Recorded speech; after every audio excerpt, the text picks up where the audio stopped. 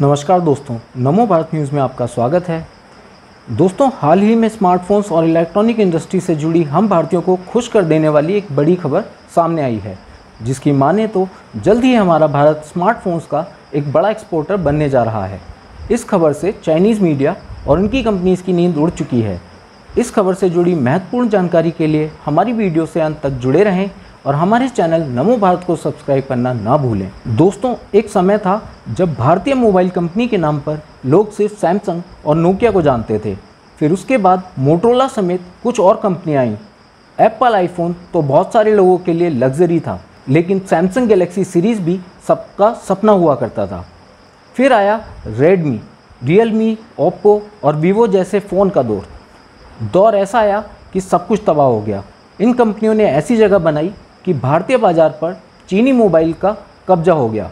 ये फ़ोन सस्ते और सुंदर दोनों थे, इसलिए इन्होंने मार्केट पर ऐसी धाक जमाई कि भारतीय ब्रांड मुंह ताकते रह गए। लेकिन अब ये क्यों बताया जा रहा है? क्योंकि अब भारत एक आयातक के निर्यातक देश हो गया है और अब भारत के फ़ोन भारत में बढ़ चढ़कर बिक रहे हैं। मोदी सरकार आयात को निर्यात में तब्दील करने के लिए बहुत प्रतिबद्ध है और परिणाम स्वरूप 2017 से 2018 के बाद भारतीय मोबाइल उद्योग शुद्ध आयातक से शुद्ध निर्यातक में बदल गया है। निर्यातक $200 मिलियन से बढ़कर $1.7 बिलियन हो गया है, जबकि इसी अवधि में आयात $3.5 बिलियन से लगभग 7 गुना कम होकर $500 मिलियन हो गया है।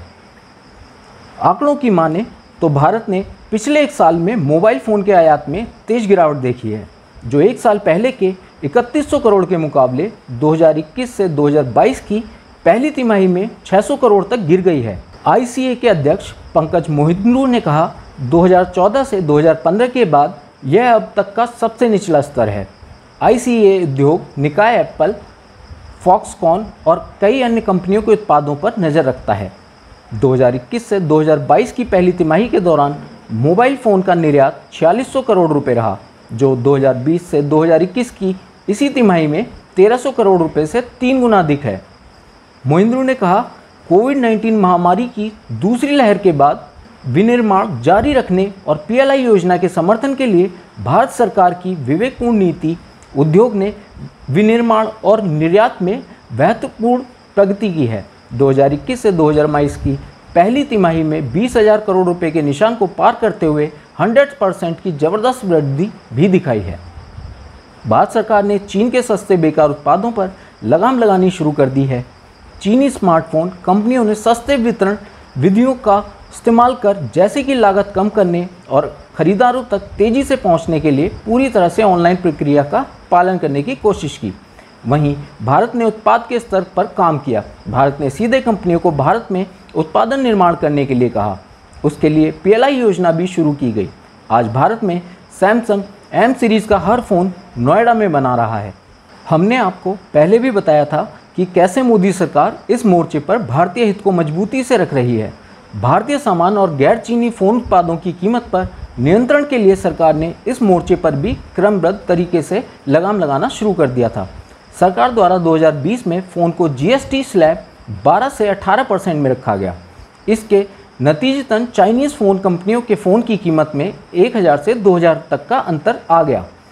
एक चीनी स्मार्टफोन की लागत सस्ती हो सकती है, लेकिन यह आपके डेटा को माइन करता है और इससे आपको गंभीर जोखिम में डाल सकता है। उनके पास आपके डेटा तक बहुत पहुंच है, जिसका आसानी से दुरुपयोग किया जा सकता है। चीनी स्मार्टफोन किसी भी अन्य उत्पादन की तरह प्रौद्योगिकी और नवाचार के मामले में कुछ भी नया आपको नहीं देता है। उदाहरण के लिए, चीनी स्मार्टफोन निर्माता Xiaomi एप्पल के डिज़ाइनों से नकल करने के लिए जाना जाता है। इतना ही नहीं, मनी लॉन्ड्रिंग मामलों में लिप्त होने के कारण चीनी कंपनियां अक्सर भारत की जांच एजेंसियों के निशाने पर रहती हैं। इसी क्रम में आज प्रवर्तन निदेशालय ने ताबड़तोड़ कार्रवाई की। सामने आई जानकारी के मुताबिक ईडी ने मध्य प्रदेश, उत्तर प्रदेश, बिहार और कुछ दक्षिण राज्यों में 40 से ज़्यादा जगह रेड मारी। इससे पहले भी ईडी ने चीनी कंपनियों से जुड़े मामले में अपनी छापेमारी की थी। अधिकारियों ने इस छापेमारी को लेकर बताया है कि ये कार्रवाई धन शोधन निवारण अधिनियम की धाराओं के तहत की गई है। जांच एजेंसी वीवो और उससे संबंधित कंपनियों से जुड़े 44 स्थानों की तलाशी ले रही है। इस रेड के बाद वीवो और अन्य कंपनियों के खिलाफ चल रहे जांच केस में जल्द ही अधिक जानकारी आने की संभावना है। बता दें कि चीनी कंपनियों पर हजारों करोड़ रुपए की हेराफेरी करने के इल्ज़ाम पिछले कुछ समय में लगे हैं। यही वजह है कि न केवल ईडी बल्कि सीबीआई भी इनके पीछे पड़ी है।